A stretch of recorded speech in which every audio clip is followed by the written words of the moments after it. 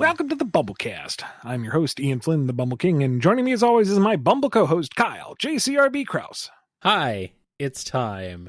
It's Monday. It's time. We have many questions. What were you going to say?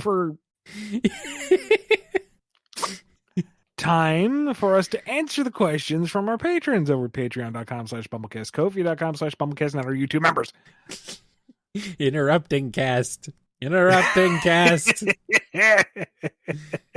That's what this show. Cut you off. That's what this show is. That's what that show is. Let's start with this one from Aiden7479. If the various Sonic villains were put on trial, I'll let you decide how many. How many of them would plead guilty out of pride? Plead guilty out of pride. Confess. That's an interesting one. I think Dave, because he wants the cred. Okay. Yeah, I did it. I'm the mastermind behind it all. Starline wouldn't, but that's just so that he knows he's guilty, but he's going to waste the court's time and money as much as possible. That's part of his grand evil scheme. Yeah. Surge says, yeah, I'm guilty. And Kit's like, no. What, I'm not guilty? Yes. But I did all that. Oh. No, you don't say that here. Oh, then not guilty. Yeah, I misheard. Whatever. Yeah. Whoops. Not supposed to do that. Not supposed to do that. Scourge just kicks his feet up and goes, yeah, I'm guilty of being awesome. There we go. Also, I can outrun everybody in the jury box, just so you know. What if Sonic was in the jury box? Well, I guess that would still laugh. I guess he would still say that, I don't think Sonic would be counted as an impartial juror in this instance. Yeah. Well, you know. Here's a question from Allison S. Sonic, Tails, and Knuckles are singing karaoke. You both get to pick one song for each character to sing. Hopefully, Tails has been practicing since that Boom episode you wrote, Ian. Well, that's Boom Tails. You didn't specify Boom. Maybe Modern Tails is a fantastic singing voice. You don't know. None of us know. Nobody knows. No one can know. As Gnostic Sonic vocals. I mean, the obvious low-hanging fruit is to just sing their personal themes, but I don't think that's what you want. I mean, that's real easy, yeah. Yeah. How about Knuckles doing Total Eclipse of the Heart? Yeah. I don't know why that's funny. I don't know why that's funny to me. See, the thing is, I'm having a really hard time thinking of actual song names, because we've been through this. I'm terrible with music trivia. Yeah. You know, Aaliyah will say, you love this song. I'm like, I have no idea what you're talking about. It's by whoever. I don't know who that is. She puts it on. Oh, yeah, it's that one. Yes, as we have established, yes. I know lyrics, yes. Typically 90% accuracy, but Tails does Still Alive from Portal. Yeah, sure. That's cute. You know, he doesn't want your damn lemons. Sonic sings one of those Crush 40 songs that's from like that racing game. Something that's not in the Sonic catalog. Okay, fine. I was going to say that racing game. Like, oh, you mean Team Sonic Racing? But no, you mean the NASCAR game. Yeah, there you go. I couldn't remember. Yes. All I know is we were driving. You put on Crush 40. I'm like, what Sonic game is this from? It's not from Sonic. You heathen. I'm like, oh. I know. It's Crush 40 has been in things other than Sonic. Very few other things. It's fast-paced. It's about going fast. What else could it be about? I mean, yeah, pretty much. You can't tell the difference. It's all the same. Anyway, anybody listening, put your suggestions and thoughts down in the comments below. Yeah, throw me a line. I'm drowning. Here's one from Alolan Figment. Silver is known to put coleslaw on his chili dogs, according to the cookbook. We know the Bumble canon origins of this unholy combo, but we never got to see Sonic's reaction to it, when the original dialogue suggests he's trying to one-up Sonic with it. How poorly does this interaction go? It depends on how you want to define poorly, because I imagine Sonic is a enjoyer of all dogs. Chili dogs, coleslaw dogs, even the egg dog. Like, if it's a well-put-together dog, he's just going to love it. And Silver will be like, so you liked it? It's like, yeah, pretty good. Not the combo I'd go for, but not bad. All right. So I finally dethroned your famous chili dog. No, mine's still better. Bye. Yeah, that's the thing about Sonic. Is like he doesn't have a very refined palate. He'll pretty much eat whatever you put in front of him. And, Silver's a little despondent, so he throws a truck at Sonic. So yeah, he goes. It works. It's fine. Yeah. Couple shipping containers in there. Why not? And we got this one here from Andrew D. At the risk of sounding like a timeline question, is it safe to say that the Knuckles 30th anniversary special comic will be the latest story in the classic era when it releases? I want you to read it first and then make your decision from there. Yes. And it's your decision. Do not come asking us about it. You decide. Also, I'm not going to spoil the book before it comes out. Come on. This is a choose your own timeline adventure. Well, let's not go that far. Well, choose your own and keep it to yourself. We don't need to know it. And we got a question from Aura. A spooky question because it's October. Metal Sonic is notably absent from Unleashed, meaning he never saw Sonic as a werehog. How would Metal react to the new form of his loathsome copy? And how amazing would their fight be? Okay, so... We missed out. We did, because this would be like the pinnacle of strength versus dexterity type of thing. Right.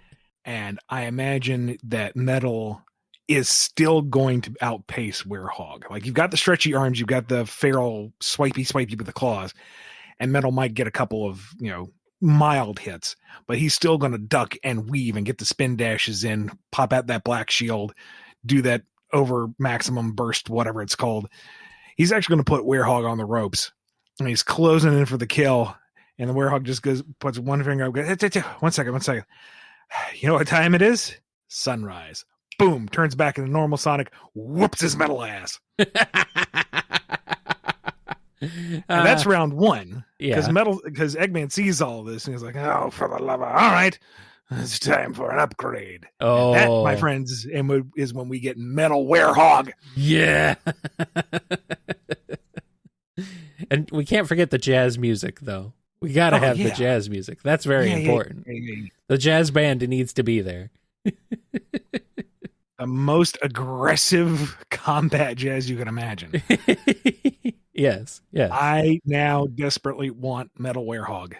This is I need this. This is the Diablo Swing Orchestra. Yes. If you wanted a little metal with your jazz, Diablo Swing Orchestra. They're who you call. All right, here's a question from Chaos Sonic 1. It's time for a question on IP hoarding. Who's the biggest IP hoarder ever? Is it Microsoft? Is it Sony? Who is it, you two? Sega. I mean, Konami's in the running too, isn't it? Oh, Sega. Oh, yeah. Okay, Konami. You know what? Konami might have, in terms of like game industry people, yeah, Konami might be pretty close to the top. I mean, Sony, for all its faults, does occasionally throw a bone or a nod here or there when it's not remastering the same game every half a console lifetime. When it's not remastering The Last of Us again for the third time. Microsoft, I don't know exactly what all they own. Microsoft's not really hoarding their IPs. They actually generally use most of them. I guess the stuff they own from Rare they don't use anymore. Right. And that I feel is a little more iconic and eye-catching, but I mean, I feel like they're very quietly bowing out of the console race anyway, so... In a sense. Did you honestly say Sega just a moment ago, Kyle? Yes, I did. Even though they are coming out with a new Jet Set Radio and a new Crazy Taxi and a new Streets of Rage and a new Shinobi and... Ian, announcements. Ian, announcements are different. They can announce things all they want.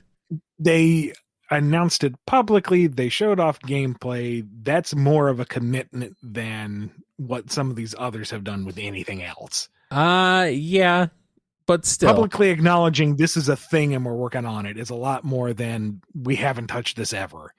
Yeah, I know, but... What's a Kanjo-Bazooie? I'm still waiting. Well, that's fair. I'm still waiting. I still think Sega is not remotely in the same finger-wagging direction as these other guys. No Skies of Arcadia. Yes, well, we live in the bad timeline, so. They aren't even doing like a remaster or even just like a re-release. Just take it and throw it on a new console. You don't even have to do anything to it. See? Just because you target my weak point doesn't necessarily mean you're right. Sorry they signed your paychecks, buddy. They gave them a nice big homage in Team Sonic Racing, whatever it's All-Stars transformed. That will tide me over for the next generation of humanity to come and go. And then maybe we'll get something else. Another crumb. All right?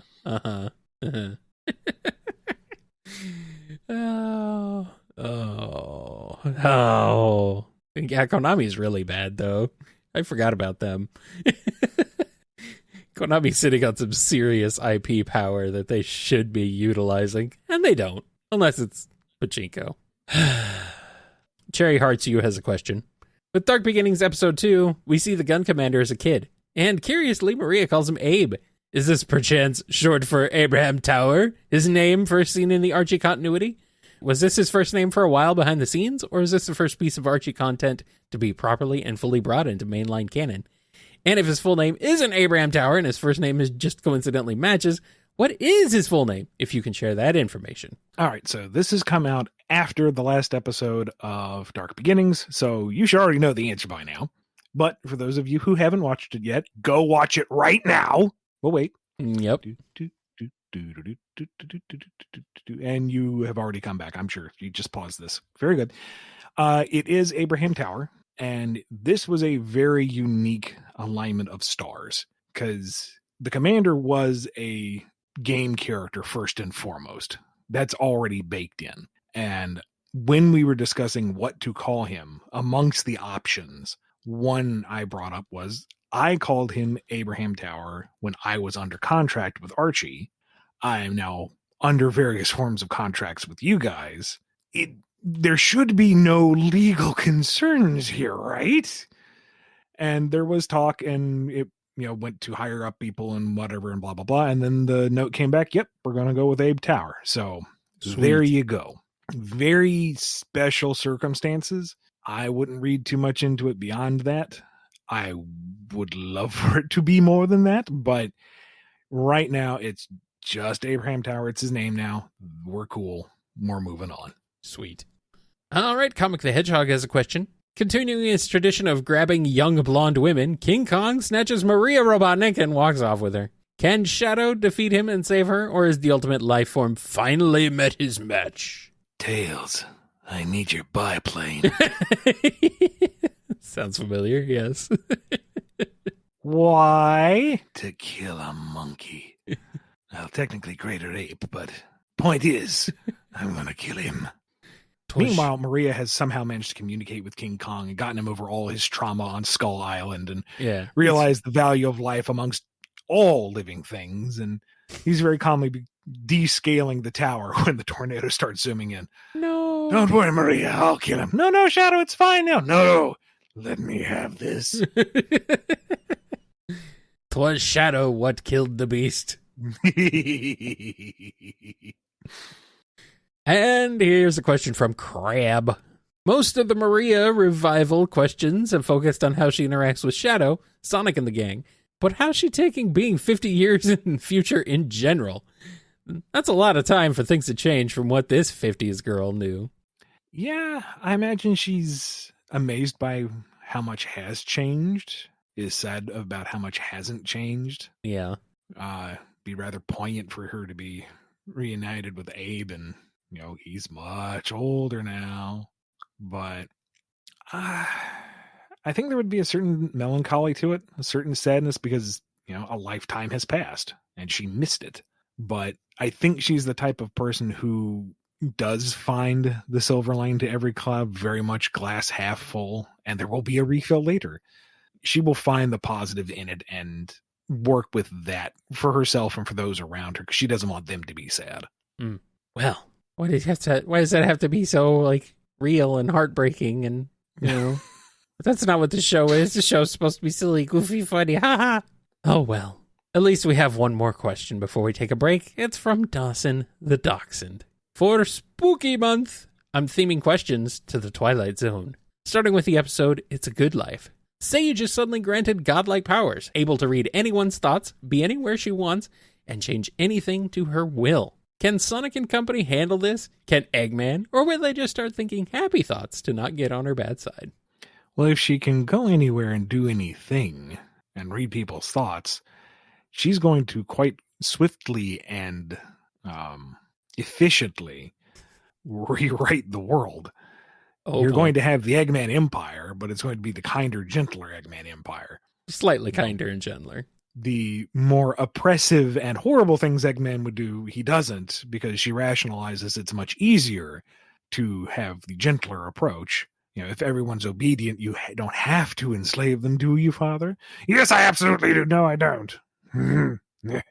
Everyone's friends now, and you get the Eggman Empire. It's, you know, technically fascist, but it's not the worst it could be. Everyone's friends. Oh. Whether they want to be or not. Wait, they do want it. Of course, they always have. What are you talking about? Oh, no. How much of reality can she warp? Can she warp even, like, Blaze's universe and stuff without being there? I don't know. I never really watched too much of the Twilight Zone because it freaked me the frig out. Well, yeah, that's kind of the point. No. Like, to this day, yeah, the theme song causes me to lock up physically. Well, yeah, it's like, a freaky. It's one of the reasons. It's one of the reasons I actually dread October, because it kind of comes on the radio every now and again, and that makes it a driving hazard. Uh-huh. Like, Aaliyah was watching the TV a few years ago, and something akin to it came on. I was asleep. She heard me thrash like something had stabbed me. I cannot handle that. Just you reading the words, The Twilight Zone, got my hackles up. So I don't know the episode specifically, but they said go anywhere, do anything. I'm assuming this is do anything, and that is change people's point of view, and that is we're all friends now. Always have been, always will be. That's terrifying. Oof. On that note, let's take a break from that.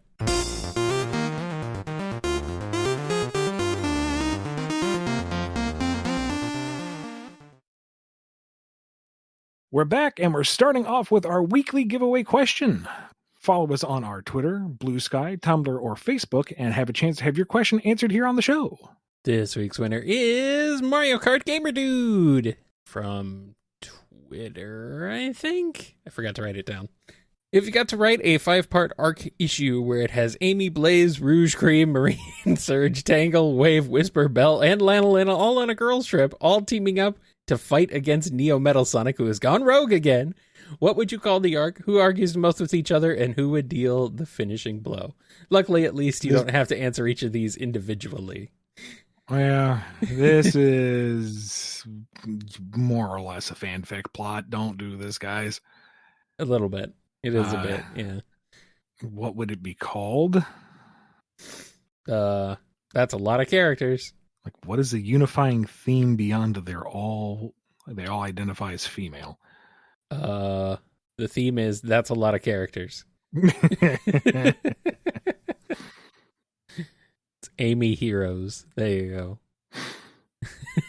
I mean, it is Neo Metal Sonic, so it is. Yeah, all right. Well, just there you go. Amy's Army. Army Rose. There you go. Sure. And who's going to argue? I don't know. Maybe Marine and Wave argue about tech stuff. And Surge and Blaze argue about who gets the final blow. And it's Amy who gets it anyway. Let's give her the win for once. That's right. 2 encounters with Neo Metal so far, and she hasn't got to hit him right in the middle of that forehead with her mallet. Let's give it that one go. There you go. All right, here's one from DDR Master M. Spooky Month needs a spooky question. We know what the traditional werewolf is, a human turning into a wolf. What if this was Whisper's situation? Or alternatively, what if Whisper was a were-human?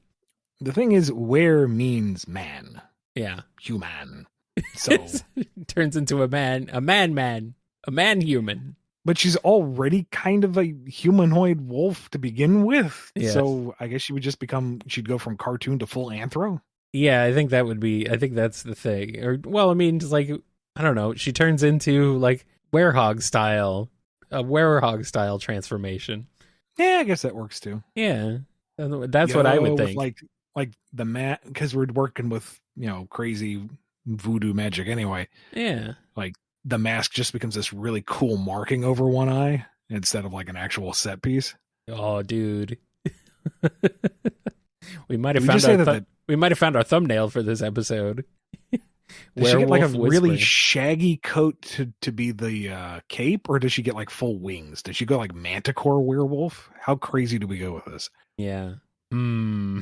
We can think of something cool. It would be cool. It would be cool. Alternatively, Whisper becomes human. A were-human. Oh no. Nah, it's boring. That's boring. Well, I mean, I have seen some very cute fan art of humanized diamond cutters. Oh, I'm They're sure. very nice. But yeah, if it's different. We're talking about a were-folken transformation. You can't just go human. That's boring. Nah. Yeah, I'm liking your idea. It's not werehog, but werehog-esque Werehog-esque werewolf whisper. Yes. www. Werehog-esque werewolf whisper. Yes. All right, here's a question from Dewdrop. Which Sonic character do you think would fit as the titular Shia LaBeouf in the 3-minute parody musical? Unexpected but weirdly fitting? You can't pick big. There's a 3-minute parody musical about Shia LaBeouf? Apparently. I am a... like. Why? That's 3 minutes too long. Is that like... Is this him in the musical? Is he a musical? Or is this like a... Is this where the Just Do It memes about him come from? Is that where these come from? I mean, it's too specific. He can't have taken it from somebody else. I know. That's kind of what I'm thinking. Apparently he's in it, but he's only at the very end. Okay, well. I have no idea. I haven't seen it. I'm sorry. We're not going to sit here and watch it for 3 minutes. No. Is that where that him clapping me at the end meme is from? Okay. Got it. I don't know. Maybe you can convince Knuckles to do it because he's like, who is this guy? And you're like, well, listen, his name means the beef.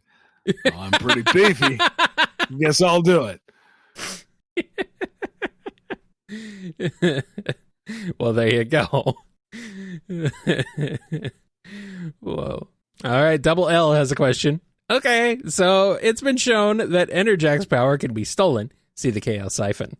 His power has been transferred to a non-echidna. See Master Mogul. The Dynamo Cage has been shown to let Surge absorb and steal power. So with all that in mind, if copyright laws made sense, and you were asked to write a story with all of the above in mind, would you go with Starline Hallucination wearing gold Egyptian armor, or Starline, Surge, and En-Surge-Jak renting the same mental headspace, similar to DBZA Piccolo? I think you're going for the comedy answer. I'm going to give you the legitimate answer. Okay. Why not both? Ghost of Starline thing is done, as far as I'm aware. Surge is over that. She's worked through that. And En-Surge-Jak as a persona isn't really, at least the way I was handling it, it wasn't like a defined personality. It was more of an inclination. It added a different twist to whoever the vessel was. So the En-Surge-Jak that we saw as Dimitri, that was Dimitri with the influence of En-Surge-Jak. That's how Dimitri acted. Knuckles as Knuckles, that's Knuckles, but with the En-Surge-Jak influence. So what you would get is an absolutely badass mecha Egyptian god Surge. Oh. Who has all of her dark impulses with an extra kind of regal godly twinge to it. Even more swagger than normal, I guess. Yes. I demand this. Make it real, Ian Flynn. Please make it happen. And we got one from Dove. Could Tikal have calmed chaos by running him through a water purifier? Would a pitcher filter work, or would it take a larger system? Is this a way to reset a Chow to neutrality? I'm just imagining Tikal sprinting past the soldiers, trying to shove this little water pitcher over Chaos and said, please don't eat them all. Please go. And no, I think that that degree of volume is just not something you can purify fast enough to save the echidna race. And 2, Chaos can control that water so he can pull himself back through the filter. Like he can choose not to be filtered. Mm-hmm. He's going to be unfiltered. He going to be mad. You can't stop him from being mad. You can't filter me. I'm unfiltered. If you can't take me at my perfect, you don't deserve me at my 0. Yes. And as for Chow are not liquid. They're just little jelly babies. But they are not like water soluble. So no, the most you're going to do is put them on top of said water filter, and they're going to look at you very confused. Yes. And we got a question from Geo Knuckles. The Chaotix pilot the Dinozords and combine into the Megazord for the first time. How does it go? Terribly. And there's only 3 of them, and there's 5 Zords. They're sitting there's I imagine they're in there screaming like, what is going on? Like you got Vector in the Rex Zord, and you got Espio and like, I don't know, maybe the Saber-Tooth Tiger. So you've got the torso with one leg kind of hopping around, and Charmy's flying around in Pterodactyl, and Vector's just form up on the Megazord. Charmy's like, wee! If I had arms, I'd be grabbing you right now. Okay, they might be referring to the Dino Thunder Megazord, which only has 3 Zords. No, required. Not the original, not the original Mighty Morphin Zord, sadly. But it's funnier. This version is funnier. I'm gonna go with the Mighty Morphin Zord. I much prefer one-legged Megazord hopping around at the pterodactyl. Jamie, get here and be the chess piece. Yes, please.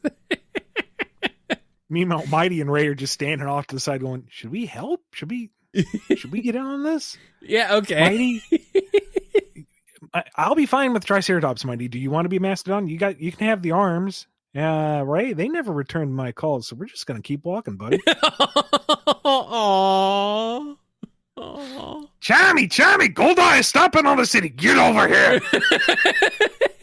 I mean, at this rate, they're stomping on the city, jumping around with one leg.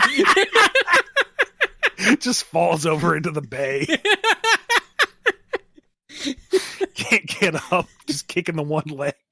Disengage! I can't believe Mighty holds a grudge. He's the strongest one. He can hold on for a while. You'd think he would be like the one to immediately like just let go, be like, "Oh no, man, it's cool," but no, apparently not. Wow, amazing.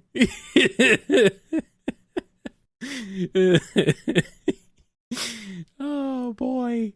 All right, Happy Times has a question. The IDW series started by building off of the recently released Forces, which has led to things like the focus on the resistance turned restoration and more spotlight to cities and towns inhabited by regular animal people. What do you imagine the book would look like if Frontiers was the most recently released game and you had to build off of that?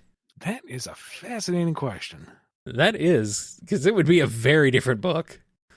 Because part of it was with post Forces, we were free to explore a lot of stuff, but we couldn't refer back to Forces itself. Right. Like, we really had to be creative in how we referenced Eggman being affected by the Phantom Ruby by not actually saying him being affected by the Phantom Ruby. So what I would want to do would pick up the ball from where Frontiers left off, explore Sonic, Amy, Tails, Knuckles' personal directions, and start exploring what the relationship between Eggman and Sage is. But we would unlikely not be able to do that. Mm-hmm. And not touching on Eggman and I could see us doing a lot of similar beats, some kind of story that isn't Eggman centric from the start, focus on Sonic and the characters and exploring their world and establishing this is what the new comic looks like, guys. This is the new continuity type of thing. But not exploring Eggman and Sage would be just enraging. That would be difficult. So, yeah. I don't know ultimately what we would do.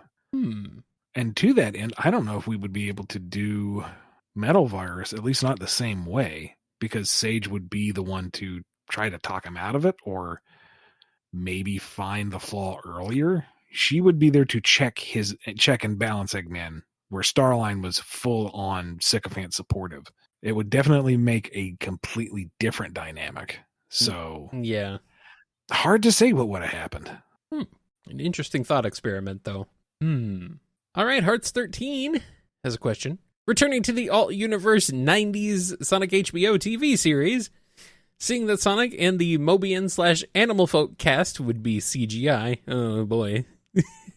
What would the live-action human cast, let's say a bunch of teens or high school students that befriend Sonic and company, as well as various other townsfolk, essentially be like in the show, and what would interactions between them be like? I have no idea.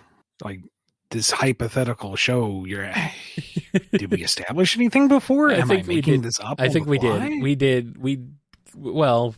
The show was kind of established, but yeah, I don't know. Just call it Saved by the Hog. Oh. There has to be a bunch of teens or high school kids in it. With 90s era CG juxtaposed characters. Good night. 90s era CG Sonic. No, please. No. There's too much Bumble lore. We cannot keep all the Bumble lore in our heads, guys. With that kind of budget, yeah, in that day and age, it would be the kids first and foremost. You'd have like, what was the standard then? 28-minute runtime, or were they back down to 22 at that point? They were 22 back then. Okay. 22-minute runtime, you probably have like, but it's HBO, minutes. So it would probably be like an hour, actually. Oh, that'd be excruciating. Yeah. All right, so hour-long program. You probably still have 50 minutes of, pure distilled human actors. Yeah. And then like 6 minutes of pure CGI segments of the Sonic characters not having to interact. And then some of the most awkward blue screen for the last 4 minutes runtime total. And high school drama? Oh, no. Oh, they would do the thing where it's like the video game characters kind of like manifest as your friend and teach you important lessons about life. It would all be like high school drama and like watered down moral plays and no. No. This may be spooky months, but this is the scariest answer we've had so far. It's true. Oh, it's true. Oh no. Oh no. It's a freaking train wreck.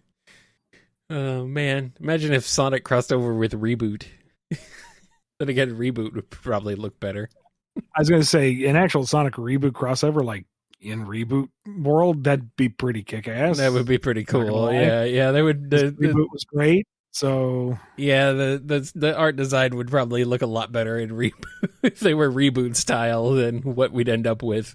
Like Megabyte hybrid Eggman riffing on each other. Fantastic. Sign me up. This would be Sat AM time, so you'd have Sally and Dot teaming up. That would be great. Mm-hmm. Enzo and Tails, fantastic. Tails looking at post-internet journey Enzo and going, Sonic and Bob, Sonic has to slap on Glitch at some point. Glitch in Nicole. I mean, it writes itself. That'd be fantastic. That would be great. Yeah. That's not what the question's about, but I think we'd prefer this. No, I need a palate cleanser. Yeah. Fong and Uncle Chuck hanging out. Come on. Robbed. We were robbed. I told you we're in the bad timeline. Well, maybe someday we can switch timelines. Not right now, though. Instead, we're stuck answering this question from Hero Squad. How would the Zeddy and the Black Arms interact? Violently. That makes sense. That's how they react to anything. Which one? Yes. Yes. Yes. Violently, yes. I have to wonder, though. Well, yeah. I have to wonder how the Zeddy were during the Black Arms invasion. Like, what were the Zeddy doing? I mean... throwing them off the side of Lost Hex. The Lost Hex is just kind of floating around there, detached from everything else. Yeah. Presumably not interacting with the rest of the world, so they're just chilling. They think they're bored. Nothing ever happens around here. Meanwhile, down below, it's World War III. Aliens and humanity and animal people fighting for their lives. They're just watching the news reports from Lost Hex and eating popcorn. That should be us, damn it. Zavok's just shaking what exists of his head. Look at that leader. He doesn't even have legs. Dude, you don't even have a jaw. Get out of here. Well, neither does he, but I at least have teeth. Okay. Here's one from Malia with another one in honor of Spooky Month. On a slow day, Team Sonic, Amy included, of course, meet up to entertain themselves with a fun new group activity, ghost hunting. The location, the Starfall Islands, home to wrathful machines, the walking digitized remains of a dead alien race, and their god who left to buy milk a couple millennia ago. How bad does this go? Terribly, because the Starfall Islands are offline now. Oh, so there's nothing there. Well, There's nothing there. Nothing usable, nothing interesting. Nope. Just abandoned egg tech and really old ruins. Oh, man, that sucks. As far as a ghost hunting group activity goes, it's terrible. There's nothing to find. Well, I guess they'll just have to stay home and play Phasmophobia instead. And our last question on this episode is from Mel. We know that Trip, Vector, and Tangle can all turn into a donut/tire shape when rolling. Tangle did it in Imperial City. I'm counting on it. With this in mind, what chaos ensues when the trio come together to form their very own tricycle of terror? See, it's going to be Vector who has the idea. And Tangle is going to be so enthused with this idea. This is the greatest idea. And Trip's just going, okay, I'll go along. I don't really have the nerve to tell you no. Okay. Yeah. And then they basically just become a living monster truck, rolling over stuff, smashing stuff. Until, of course, they come across the boss robot that they can't just roll over. And that's when they combine into the Uber Wheel. Ooh. Well, there you go. And Vector, quite satisfied that they've destroyed that boss robot with their teamwork. It's like, that's how it should have gone with the Megazord. Yeah. Well, there you go. And here we go, out the door, because we're at the end of the BumbleKast. Thanks so much to our patrons over at patreon.com/BumbleKast, Ko-fi.com/BumbleKast, and our YouTube members for supporting the show. Be good to yourselves, be good to each other, and we will see you next time on the BumbleKast. Let's roll on out of here. Like, Snively would totally team up with Hexadecimal to betray the other two, and it would go terribly for him. It would be great! Oh! Oh, man. We missed out.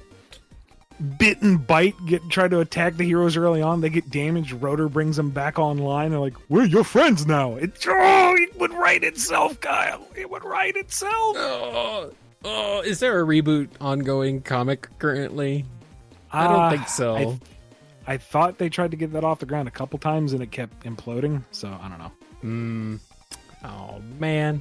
Someone should do and that. The kind of spiritual sequel TV series seemed to go out of its way to harass the fan base. So, oh man. If only there were a reboot comic ongoing right now, we could, totally pitch that crossover. Come on. Oh, I think there's a bit of a rights nightmare with it too. Yeah, there is always a rights nightmare with stuff. Well, you ready to move Bunny on? and Mouse. There he goes. Guess we need a reboot. See, I come back to this every now and again. It's like, yes, I would love to do this, but I would want to do this. I want to do this. And It's like, and there's that other original project that I have on the shelf. Yep. I'll get to it eventually. Yep.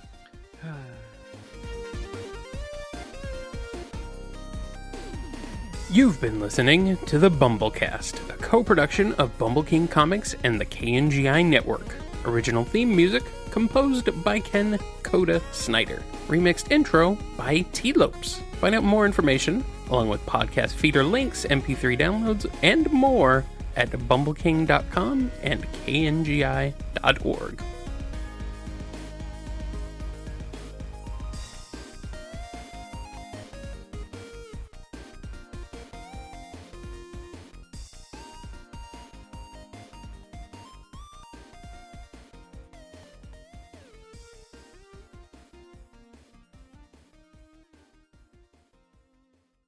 Yep, let's knock them out. Yep, let's just punch him right in the face, knock him right out. As Jen is over Knock there out. clanging, banging, Right. jingling, jangling. Maybe. Yep, Don't hate. I am a little. Oh, fine. Whatever. I'll get out. I'm joking. Get out. No. It's looking at No. the guest icons in the Google Doc, and I'm like, it's a hamster. That's a badger. Why is that a sandal? And I Yep. realize it's a duck. Oh, no, it's a platypus. Platypus. If you hold your Beg mouse over it, it will tell you. Hamster, badger, platypus. And then there's an N in there. Anyway, just so you know. Uh-huh. Anyway, yes, Dr. Starline the sandal. Both are flat at this point. Oh, no!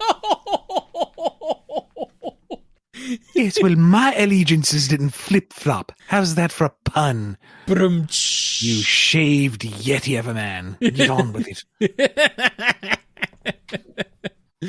Oh, no. Oh, no. Noni. This episode's thumbnail is inexplicably, for some reason, Starline as a flip-flop. Starline as a sandal. These isekai are getting weird. I'm sorry. They have been weird this whole time. I don't know if you've noticed. Can't stop here. It's Isekai country. Oh, boy.